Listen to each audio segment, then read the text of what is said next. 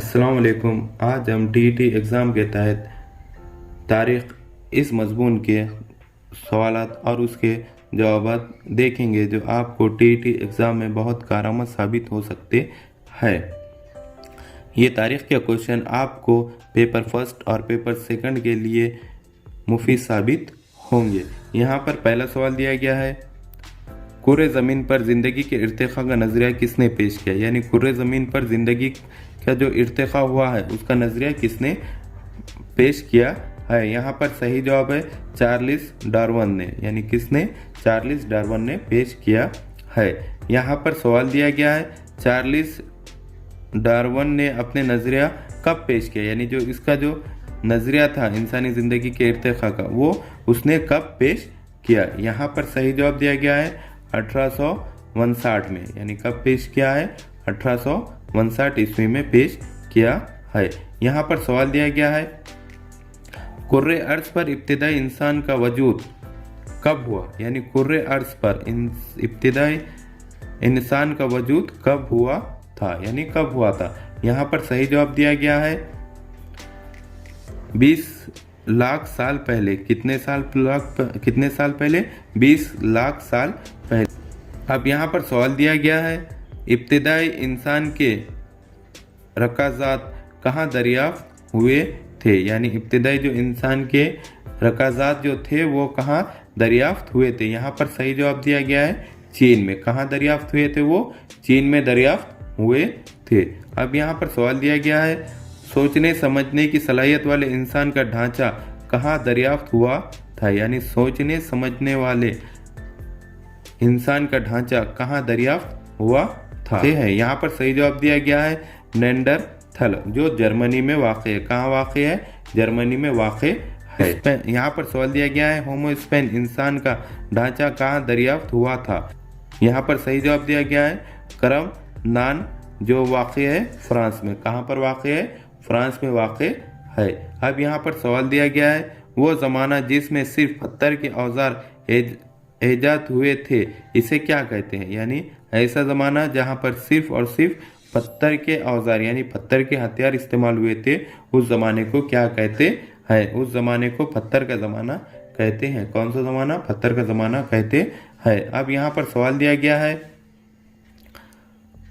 किस चीज़ की दरियाफ्त ने इंसानी ज़िंदगी की तरक्की तेज़ कर दी। यानी ऐसी कौन सी चीज़ की दरियाफ्त थी जिसने इंसान ने दरियाफ्त करने के बाद उसकी ज़िंदगी की रफ्तार तेज़ हो गई थी। यहाँ पर सही जवाब दिया गया है पहिया। यानी जब इंसान ने पहिए की दरियाफ्त की थी उसके बाद उसने बहुत तरक्की करनी शुरू कर दी थी। अब यहाँ पर सवाल दिया गया है, दुनियावी ज़रूरत को मुकम्मल करने के लिए की गई कोशिशों को क्या कहते हैं। अब दुनियावी ज़रूरतों को मुकम्मल करने के लिए की गई कोशिश को क्या कहते हैं। यहाँ पर सही जवाब दिया गया है तहजीब। यानी उसको क्या कहते हैं? तहजीब कहते हैं।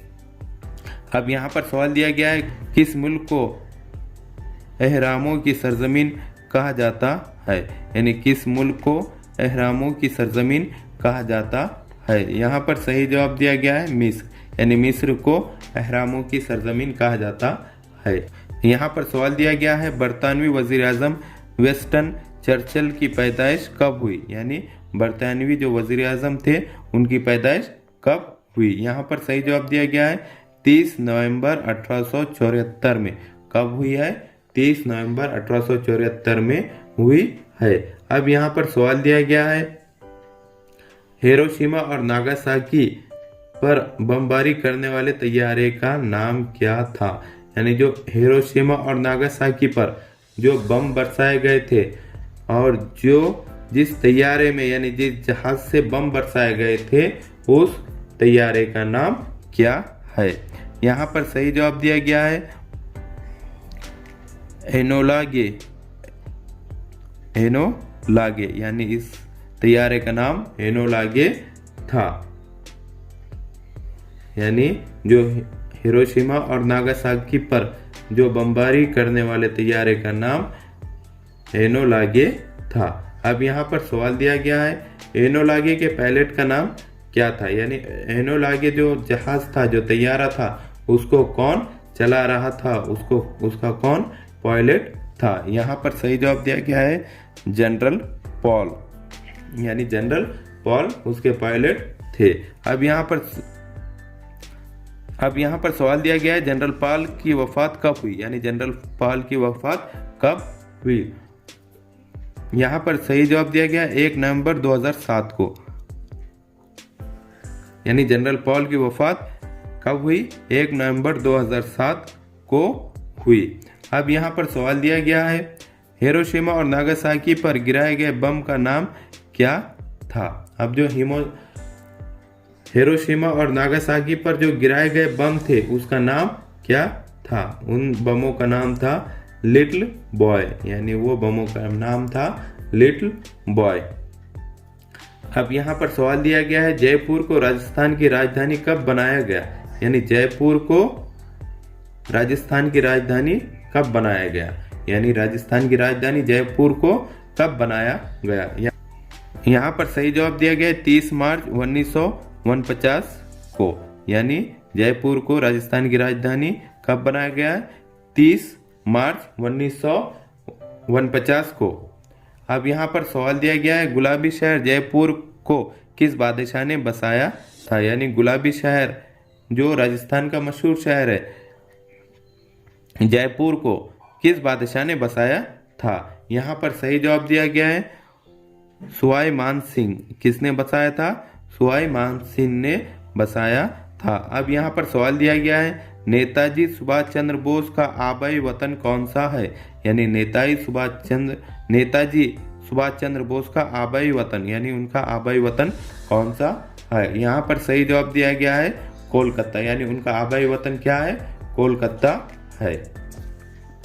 यहाँ पर सवाल दिया गया है बर्तानिया की मलिका विक्टोरिया को हिंदुस्तान की मलिका कब बनाया गया था, यानी जो बर्तानिया की जो मलिका विक्टोरिया थी उसको हिंदुस्तान की मलिका कब बनाया गया था। यहाँ पर सही जवाब दिया गया है 1 जनवरी 1877 ईस्वी में, यानी कब बनाया गया था, 1 जनवरी 1877 ईस्वी में बनाया गया था। अब यहाँ पर सवाल दिया गया है मुसलसिल 4 गेंदों पर 4 विकेट लेने का रिकॉर्ड किस गेंदबाज के नाम है, यानी 4 बॉल पे 4 विकेट लेने का रिकॉर्ड किसके नाम है। यहाँ पर सही जवाब दिया गया है लसित मलिंगा, यानी मलिंगा का जो श्रीलंका के जो तेज गेंदबाज लसित मलिंगा है उनके नाम है, और वो किस मुल्क के लिए खेलते हैं, श्रीलंका के लिए खेलते हैं। अब यहाँ पर सवाल दिया गया है हमारे मुल्क के निज़ाम को चलाने के लिए बनाए गए क़वानीन को क्या कहते हैं, यानी हर मुल्क का एक क़वानीन होते हैं, एक रूल होते हैं, उस क़वानीन रूल को क्या कहते हैं, यानी उस मुल्क का दस्तूर कहते हैं। क्या कहते हैं, उस मुल्क का दस्तूर कहते हैं। अब यहाँ पर सवाल दिया गया है दस्तूर साज असेंबली का सदर कौन था, यानी जो हमारे पास जो दस्तूर साज असेंबली जो बनी उसके सदर कौन थे। यहाँ पर सही जवाब दिया गया है डॉक्टर राजेंद्र प्रसाद, यानी दस्तूर साज असेंबली के सदर कौन थे, डॉक्टर राजेंद्र प्रसाद। अब यहाँ पर सवाल दिया गया है भारत के दस्तूर की मसूदा साज कमेटी का सदर कौन थे, यानी जो दस्तूर की मसूदा साज कमेटी थी उसके सदर डॉक्टर अंबेडकर थे। कौन थे, डॉक्टर अंबेडकर थे। मगर दस्तूर साज असेंबली के और दस्तूर साज असेंबली के सदर डॉक्टर राजेंद्र प्रसाद थे, और दस्तूर की मसूदा साज कमेटी के सदर डॉक्टर अंबेडकर थे। ये दोनों में फर्क है। यहाँ पर दस्तूर साज असेंबली के सदर डॉक्टर राजेंद्र प्रसाद और भारत के दस्तूर की मसूदे साज कमेटी का सदर डॉक्टर अंबेडकर थे। अब यहाँ पर सवाल दिया गया है दस्तूर हिंद कब नाफिज किया गया था, यानी दस्तूर हिंद को कब नाफिज किया गया था। यहाँ पर सही जवाब दिया गया है 26 जनवरी 1950 को, यानी कब नाफिज किया गया था दस्तूर हिंद को, 26 जनवरी 1950 को, जो हम 26 जनवरी के नाम से हर साल मनाते हैं। अब यहाँ पर सवाल दिया गया है दस्तूर साज असेंबली के कुल मेंबरान की तादाद क्या थी, यानी दस्तूर साज असेंबली जो बनी थी उसके कुल मेंबरान की तादाद कितनी थी। यहाँ पर सही जवाब दिया गया है 299 थी, यानी 299 थी। अब यहाँ पर सवाल दिया गया है काबीना का सरबराह कौन होता है। जो काबीना होती है, जो काबीना होती है उसका सदर कौन होता है, यानी काबीना का सदर वजीर आजम होता है। अब यहाँ पर सवाल दिया गया है दस्तूर हिंद में कितने सरकारी ज़बानें दर्ज है, यानी दस्तूर हिंद में कितने सरकारी ज़बानें दर्ज है। यहाँ पर सही जवाब दिया गया है 22, यानी दस्तूर हिंद में 22 सरकारी ज़बानें दर्ज है। अब यहाँ पर सवाल दिया गया है मशहूर पेंटिंग मोनालिसा किसने बनाई, यानी मशहूर जो पेंटिंग है मोनालिसा वो किसने बनाई।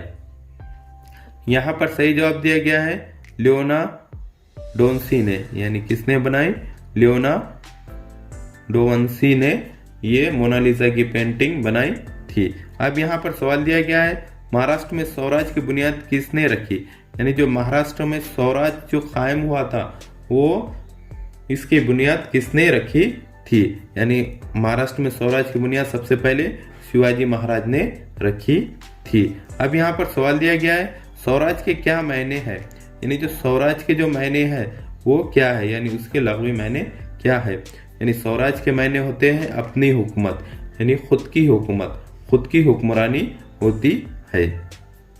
अब यहाँ पर सवाल दिया गया है अहमदनगर पर किसकी हुकूमत थी, यानी अहमदनगर जो ज़िला था उस पर किसकी हुकूमत थी, वहाँ पर निज़ाम शाह की, यानी अहमदनगर पर निज़ाम शाह की हुकूमत थी।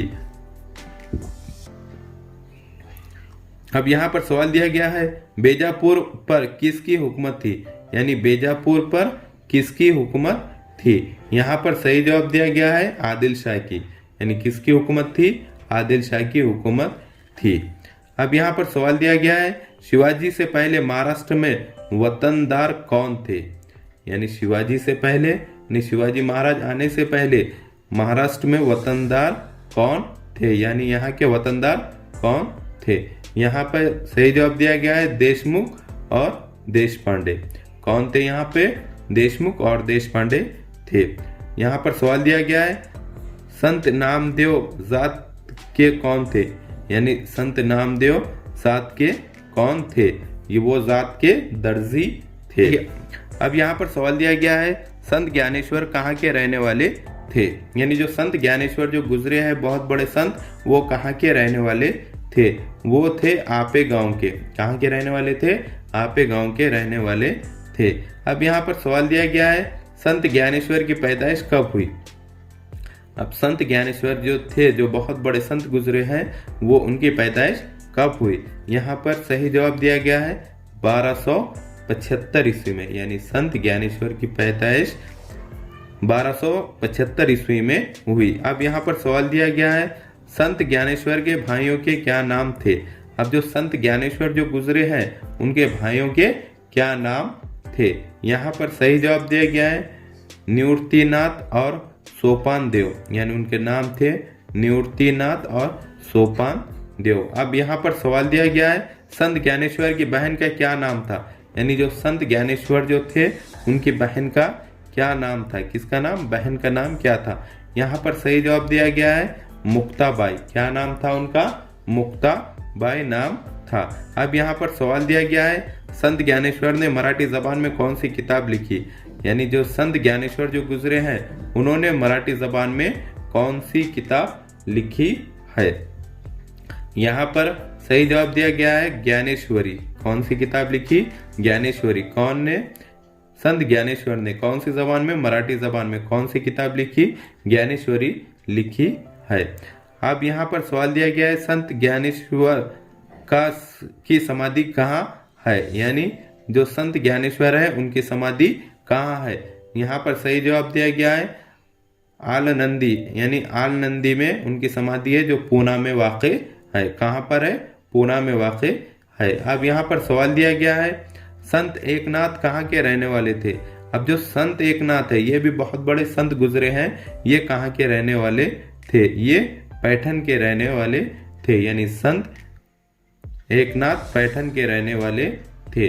हमारे इस तरह के एजुकेशनल वीडियो देखने के लिए हमारे चैनल को सब्सक्राइब करें, बेल आइकन दबाएं, लाइक करें, शेयर करें और आगे की वीडियो बनाने के लिए हमें कमेंट्स करें।